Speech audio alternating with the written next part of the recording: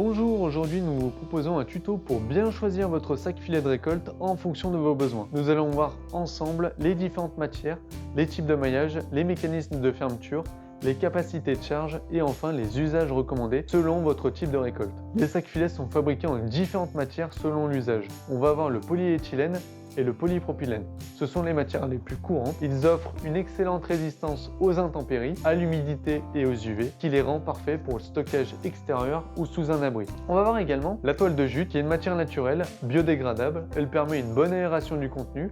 Elle est particulièrement adaptée pour les produits agricoles et la vente directe. Attention toutefois, la toile de jute est plus sensible à l'humidité prolongée. Concernant les types de mailles, il existe deux grandes familles de maillage. On va avoir le filet à mailles tricoté, qu'on appelle aussi sac filet Rachel. C'est un maillage souple, léger, qui laisse bien respirer les produits. On va avoir aussi le filet à mailles tissé en polypropylène, plus épais, plus rigide. Il est conçu pour les charges lourdes ou par exemple pour les produits à bord coupant. Il offre une meilleure résistance mécanique. Concernant les systèmes de fermeture, certains sacs sont dotés d'un système de tirette intégré. C'est une ficelle qui est cousue dans l'ourlet et il suffit de tirer pour refermer votre sac. Donc on tire et ça referme le sac. D'autres modèles sont ouverts en haut, ils se ferment avec un lien ou un simple nœud. On va voir par exemple ce modèle-ci qui sont ouverts en haut et ils se ferment avec un lien ou un simple nœud. Le choix dépend donc de votre méthode de récolte ou de vente. Pour un usage intensif ou en vente directe, la tirette apporte un gain de temps, tandis que pour un usage destiné au stockage sur palette, une fermeture simple peut suffire. La ventilation est essentielle pour éviter l'humidité stagnante. Pour nos sacs filets, qu'ils soient tricotés ou tissés, ils sont conçus pour laisser circuler l'air. Cela préserve vos récoltes et limite les risques de moisissure. Les modèles en polypropylène et en jute sont également réutilisables à condition, bien sûr, de respecter les charges maximales. Passons maintenant à l'essentiel, le bon sac selon votre récolte. Qu'il s'agisse de pommes de terre,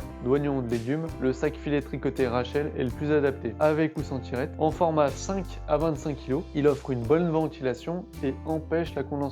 Pour les noix, fruits à coque ou les châtaignes, on va avoir le même type de sac, le sac filet Rachel. Au niveau des tailles, ça va de 2,5 à 10 kg. C'est facile à empiler ou présenter sur un étal. Pour les fruits, que ce soit de la pomme, de la poire ou de l'agrume, on va avoir le sac Rachel en format 5 à 20 kg. Couleur disponible, on va avoir du jaune, du orange, du rouge. Pour les bûchettes ou le bois de chauffage, on va avoir le sac à mailles tissé en polypropylène qui offre une résistance élevée au frottement. En format, on a entre 30 à 50 litres. C'est mieux de ne pas l'utiliser avec les légumes. Avant de conclure, quelques règles de base pour bien stocker vos sacs. Toujours stocker dans un endroit sec et ventilé. Surélever les sacs avec des palettes. Protéger des intempéries. Éviter les piles trop hautes ou trop lourdes. Et enfin, éviter une exposition prolongée au soleil. Ces gestes permettent de préserver la qualité de vos récoltes et la durabilité des sacs. J'espère que ces conseils vous auront aidé à y voir plus clair pour choisir vos sacs filets de récolte. Si cette vidéo vous a plu ou vous a été utile, n'hésitez pas à lâcher un pouce bleu et à vous abonner à la chaîne pour d'autres tutoriels et astuces. On a plein de contenus à venir qui pourraient vous intéresser. Sur ce,